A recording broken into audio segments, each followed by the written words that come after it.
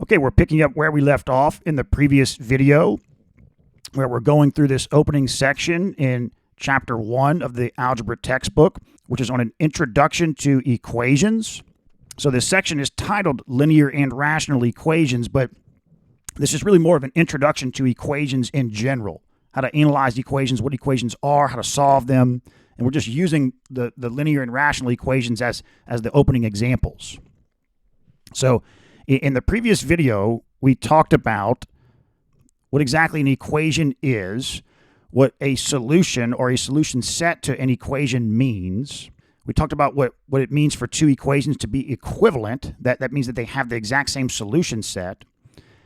And then we talked about properties of equality of equations, where if you add or subtract the same number or the same variable expression to both sides of an equation, or you multiply or divide the same variable expression to both sides of an equation, that you don't change the equation. The resulting equation is equivalent to the previous equation. And so you can use these properties of equality to condense down or simplify equations all the way to a point where you have a trivially simple equation with the variable on one side with a coefficient of 1 and constants on the other side. So you can just read off what the solutions to that condensed equation are, and since that equation is equivalent to the original equation, then that means you have the solution set of the original equation. Okay, so next we want to talk about that. So any equation that you're dealing with, and so again, this opening section is really, we want to look at this from the more general perspective, where we're analyzing equations in general. The linear and rational equations are just these first example types of equations we're going to look at.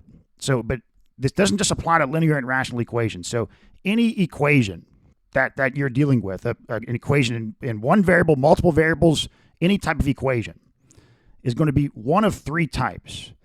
It's going to be either conditional, it's going to be an identity, or it's going to be a contradiction. Okay, so what do these three terms mean? Okay, so let's just think about an equation in one variable to keep it simple. So an equation in one variable, you've got, let's say the variable is x, you've got some expression of x on one side, maybe it's really complicated, maybe it's really simple, and then another expression of x on the other side. Again, it could be really complicated, really simple, whatever. Okay, so the idea is, as we've talked about, the idea is, if you want to solve this equation, then you're thinking about of all the numbers that you have to choose from, as far as what x could be. Let's say you can choose from the set of all real numbers. Okay, then the idea is you're searching through all of the real numbers, and it's like you're picking out numbers, and you're plugging, like you pick out a number, you plug it in for x on the left side, simplify, get a number. You plug that same value for x on the right side, simplify, and get a number.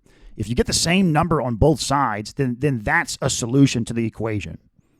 And you're trying to solve the equation, you're trying to find all of the solutions and then write them out in the solution set. That's the idea.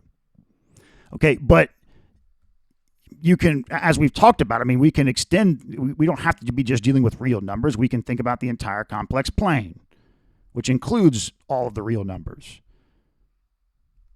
So you could be thinking about, the entire complex plane. You could pick any number in the entire complex plane, plug it in for x on the left side, simplify, get a number. Plug it in for x, that same number in for x on the right side, simplify, get a number. If you get the same number, then that's a solution. So you could be trying to find all the solutions to the equation in the entire complex plane and listing those out. Okay, so what a conditional equation means is that, so you have a conditional equation if, for all of the potential values you have to choose from for what x could be, only some of those values are solutions, and then some of them aren't. Okay, now but notice, this doesn't mean that I'm saying there's only one solution, or there's only two solutions. No, it could be whatever. Maybe it's the entire right side of the complex plane here, the first and second quadrants are solutions. But the third the first and fourth quadrants are solutions, but the second and third aren't. That would be conditional. As long as there's a portion of all the potential solutions that are solutions and a portion that aren't, that means the equation is conditional. Okay. Now, an equation is an identity if for all of the possible values you have to choose from for x, all of them are solutions. All of them. So if like you're choosing from the entire complex plane, well then every number in the entire complex plane is a solution. Or maybe you have a problem like a lot of the problems we work in this textbook where you're restricting the potential values of x to just the real numbers. Well, if in that case all real numbers, any real number you plug into the equation satisfies the equation, then that's an identity. Okay, and so you can think about like the trig identities, the trigonometric identities. That's why they're called that. Because when you have a trig identity, you can plug in any value of theta, unless it's like results in dividing by 0 or something. But any value of theta that's actually like a valid input as far as there's not a domain issue, it's going to satisfy the equation. The equation holds. That's why it's called an identity. Okay, now, so if the equation is not conditional or it's not an identity, that means it's going to be a contradiction, which means that there is no solution. Of all of the potential values you have to choose from, not even just one of them you can plug in and it satisfies the equation. And so that's what's called a contradiction. Okay. So let's look at some examples here. Let's solve the equation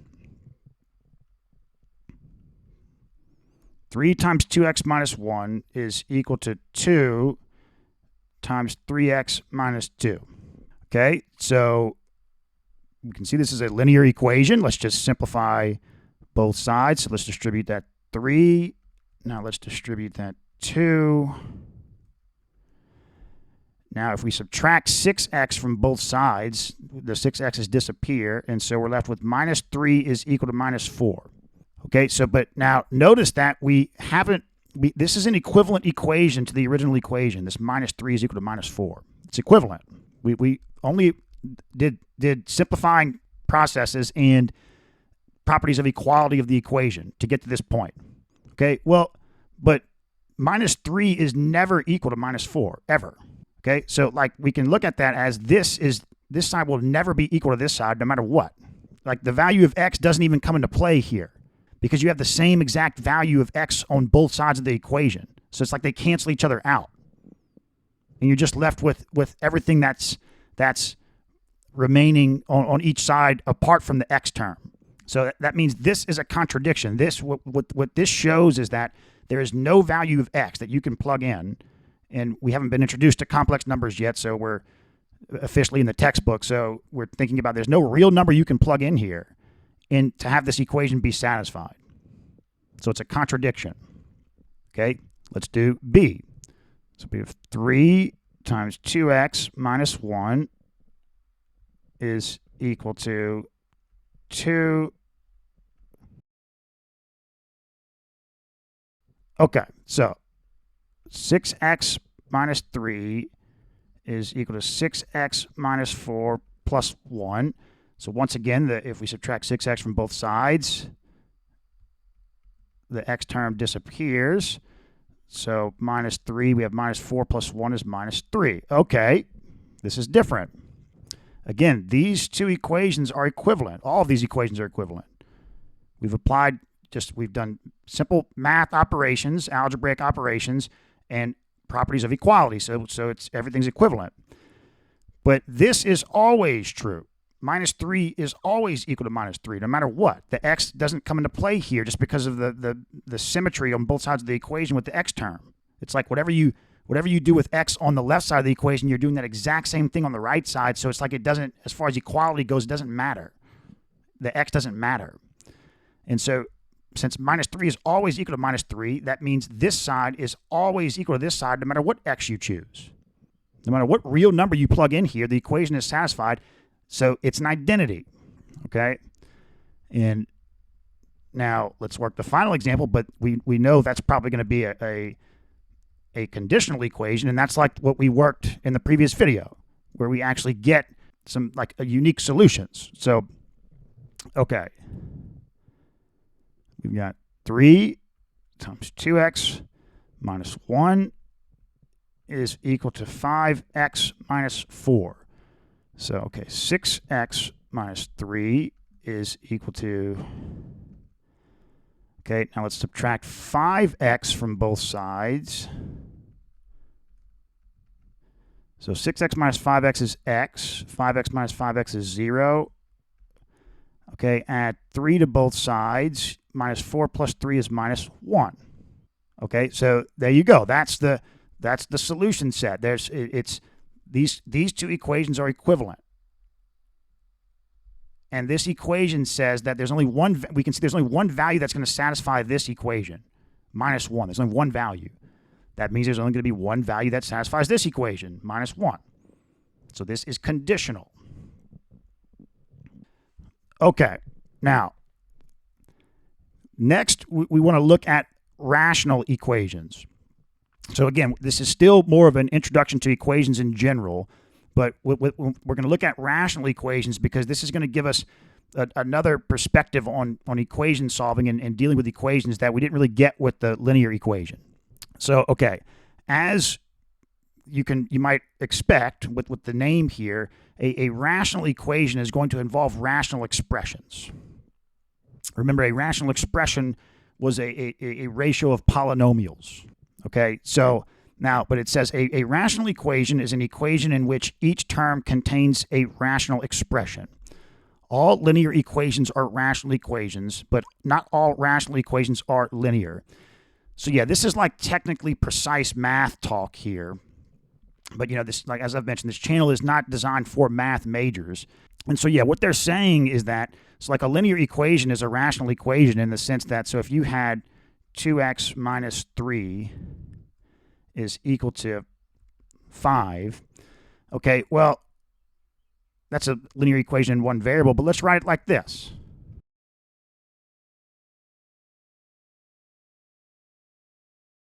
Okay, well, these are all rational expressions. These are all ratios of polynomials. Like 3 is a polynomial. It's a 0th degree polynomial with leading coefficient 3. 1 is a polynomial. It's a 0th degree polynomial with leading coefficient 1. Okay, so yeah, technically that's true. What they're saying, that a linear equation is a rational equation, but we're not going to look at it that way. That's going to get too confusing for us.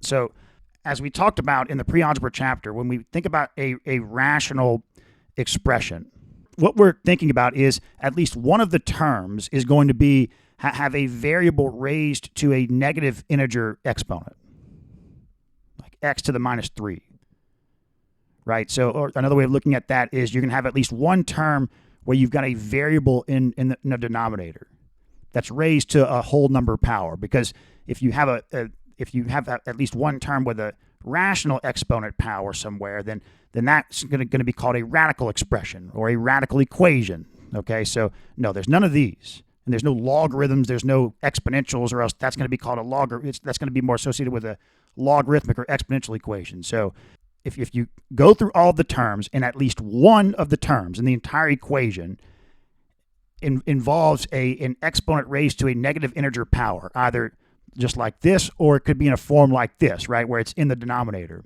then you have a rational equation. That's how we're going to look at what it means to have a rational equation. Okay, so they give some examples here, like this. Is this a rational equation? Well, no, it's kind of, you see these fractions, you think it might be, but no, those are just coefficients. 1/2 x is equal to 2/3 x minus 1. That's a linear equation, right? But here, this is rational. You've got these x's in the denominators here, and you'll see these integer exponents if you write it this way. You would have 6/2 x to the minus 1 plus 3. That's rational. Now, it still would be rational if you had x to like the -2 or the -3, but we're going to be focusing here in this section just on x to the -1. Okay, but again, if there was an x to the -3 or 4 or -4, whatever, as long as it's a negative integer, that would still be a rational equation. Okay, so how are we going to approach solving a rational equation? Well, what we're going to do is we're going to use a similar concept to what we did to solve the linear equations in one variable that had fractions, to where we multiply by the least common denominator to clear the fractions. We're going to do the same thing here, but what we're multiplying by is going to be a variable expression, so that's going to be different. Okay. Now, this is a little bit tricky, though, because what we have to think about is, it says, however, when a variable appears in the denominator of a fraction, we must restrict the values of the variable to avoid division by 0. Yeah, so we can't, if we've got, let's see, so let's write this equation out. 12 divided by x is equal to 6 divided by 2x plus 3. Okay, so the least common denominator here is 2x. So we multiply this entire equation by 2x. That's fine. But, you know, one thing to think about is that if we come back to the properties of equality, remember, when we multiply something by both sides, we can't be multiplying by 0. Then that's not going to work. We don't have any, if we multiply both sides of an equation by 0, then what results is not an equivalent equation. So you can only do this with a number that's not 0, or an expression that's not 0.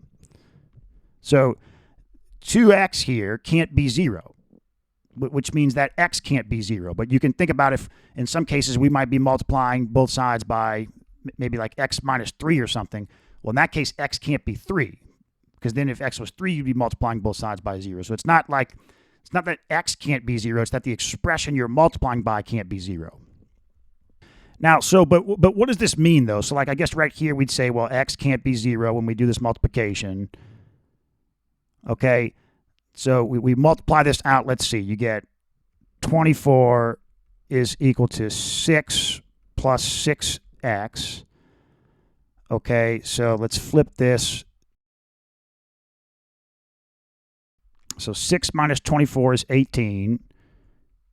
Divide both sides by 6. You get x is equal to 3. Okay. So, I mean, are we okay here? I mean, every time you want to multiply or divide both sides of an equation by something, and you have to like always be thinking about that restriction, you know, is that going to, you know, how does this come into play? Well, okay. The idea is going to be like you don't have to every time you want to multiply or divide an equation by something, you don't have to all of a sudden get worried and think, oh, I can't forget about this.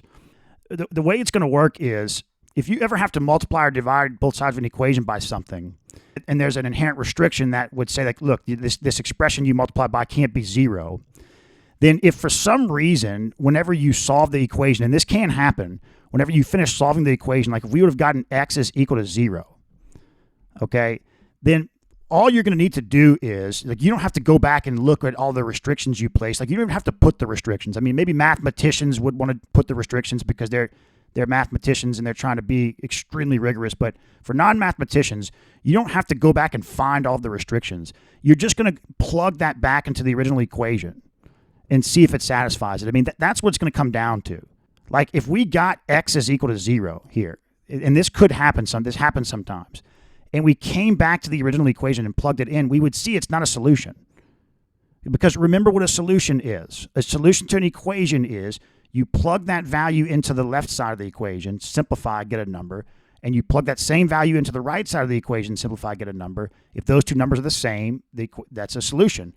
How could x is equal to 0 be a solution? You plug it in here. There's no number here. You can't simplify 12 divided by 0. That's not a number. There's no solution here, right? So that's really what it's gonna come down to. You don't have to, every time you multiply or divide both sides of an equation by something, you have to, you know, put a big, huge reminder, you can't forget about this. No, that's just going to be, every time you do that, that's going to be an indication that, okay, when I get to the end of the problem here and get the solutions, I need to go back and check these solutions to make sure there's no issues. That's what it's going to mean. Okay, and so here we got x is equal to 3, which doesn't come into play with this restriction, but it's still good practice to go and check anyway. Like anytime you have what we're going to see is that anytime you have, when you have an equation to start with, you want to look at the equation and see, okay, are there any like domain issues here?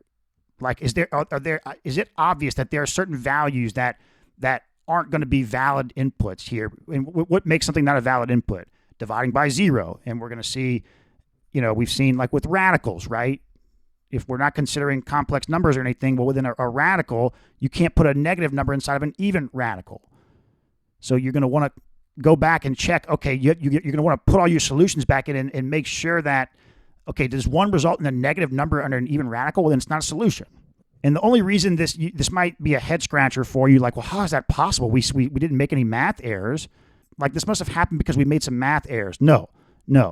This happens a lot, where you don't make any math mistakes and you still have these solutions that don't check out in the original equation. It's just because, like, you have to think about, like, once we multiply both sides of this equation by 2x here, this resulting linear equation has no memory of where it came from, right? A linear equation could have a solution of x is equal to 0. It just depends.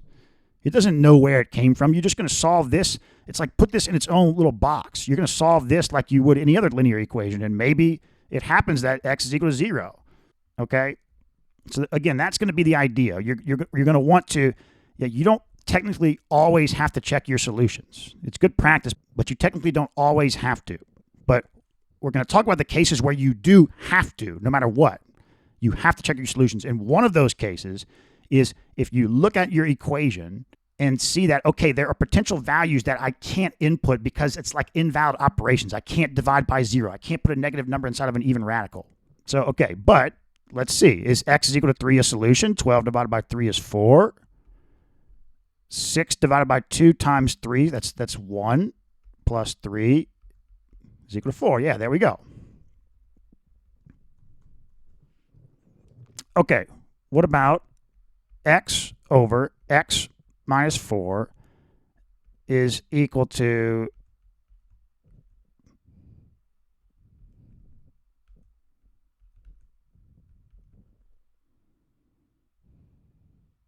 okay, how do we solve this? Well, it's good practice to first look at an equation and identify what type of equation is it. Well, we've got these x's in denominators of fractions, and the powers of the x's are whole number powers. There's no radicals. Now, this is a little bit harder to see because we can't just move this x into the numerator and make it an x to the minus 1, but this is still rational, right? It's x's in denominators that raised to whole number powers. Then you have at least one term has this. Then you've got a rational equation. So, okay, well, we solve this by we clear the fractions, but we have to multiply. But because it's a rational equation, we have to multiply by a variable expression. So in this case, the least common denominator is going to be 5 times x minus 4. Okay, but you can see that x is not going to be able to be 4 here. Now, but as non-mathematicians, we're not going to go and like write that x can't be 4. All we're going to do is we're just going to solve the equation, get the solutions, but because we know that there is these restrictions where we multiply both sides by a number, and also there's domain issues here, you can't divide by 0, we know this is an equation we're going to need to check our solutions even if we didn't make any math errors. That's it. That's how you're going to approach it. So, okay, 5 times x minus 4 times this term, you're left with 5x.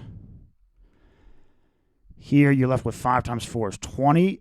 Here you're left with 4 times x minus 4. So now we've got this linear equation in one variable. But this has this equation here. You can look at this in its own window, right? It's kind of like, what if we were given this equation at the start of this section? Well, it would be fine if x was equal to 4. I mean, why not? Maybe it is. This equation has no idea where it came from. So maybe x will be equal to 4. We'll see.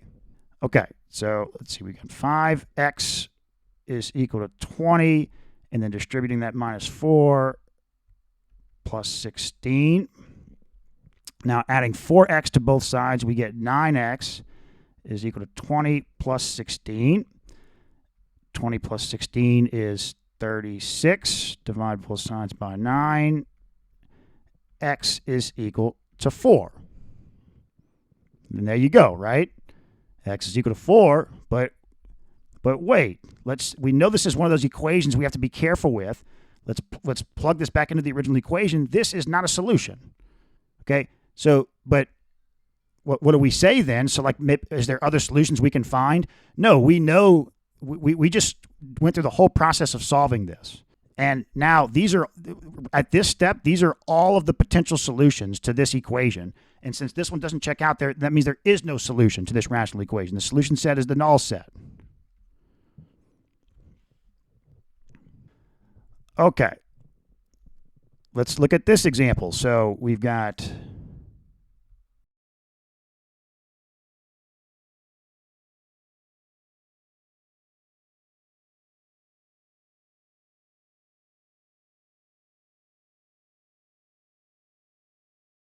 Okay, so what kind of equation is this? That's the first thing you want to do is look at an equation and identify what type of equation you're dealing with. Well, we've got in denominators, we've got variables raised to whole number powers. Here we've got y to the second, y to the first, y to the first, y to the first. There's no radicals. There's no variables raised to rational exponents or anything. There's no logarithms or exponentials. So this is a rational equation. So we want to solve this by multiplying, by first clearing the fractions and multiplying by the least common denominator, the entire equation. Well, okay, but what's the least common denominator here? This is a little bit tricky. Well, let's go ahead and factor this polynomial here. So, okay, 5 times 3 is 15, so we've got y plus 3, y plus 5. Yeah, there we go. And then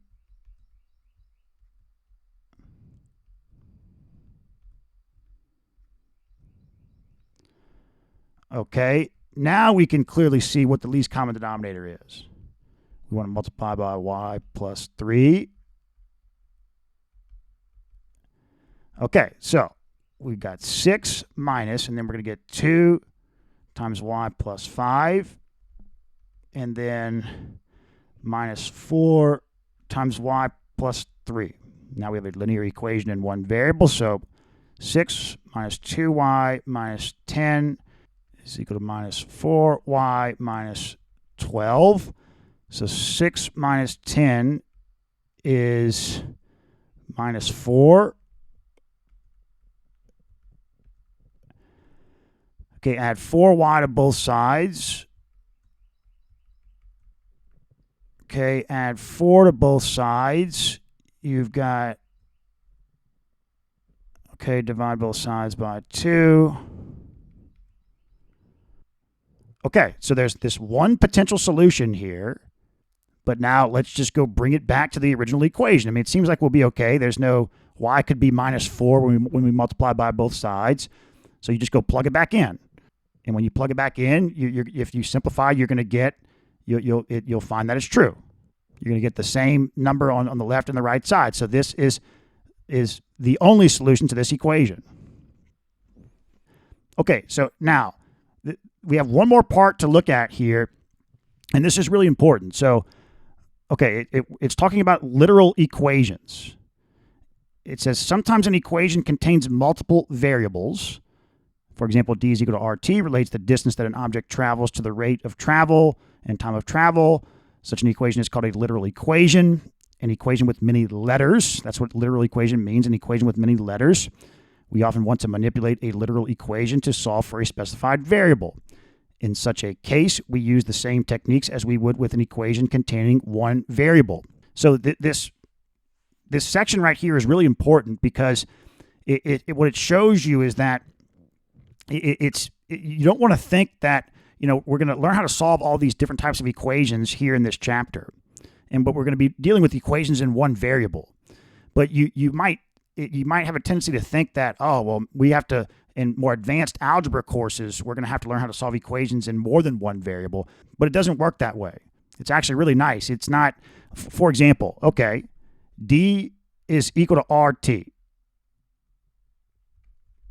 Distance is equal to rate times time.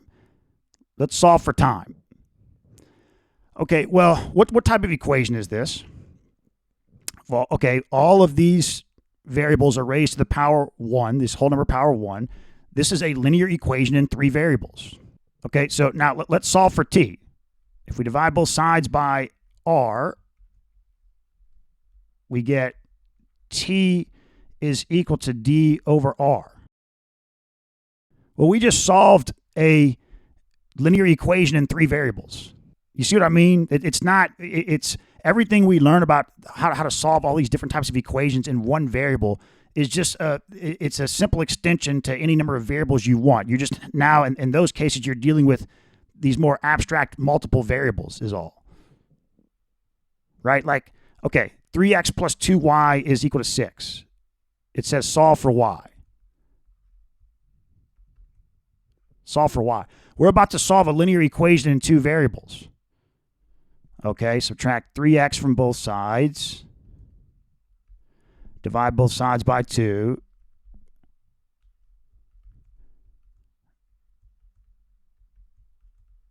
Okay, so we can separate this up into 6 divided by 2 minus, if we want. So y is equal to 3 minus 3/2 x. And yeah, there you go. We just solved a linear equation in two variables. You see? So this is something that's really nice about what we're learning in this chapter. This is, once we learn how to solve all these different types of equations in one variable, then you naturally know how to solve any equation with any number of variables. Let's do one more example here.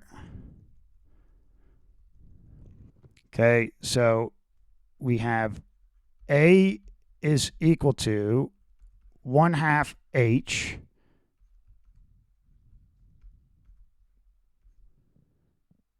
Okay, solve for B, capital B. So, okay, let's just distribute this 1/2 h.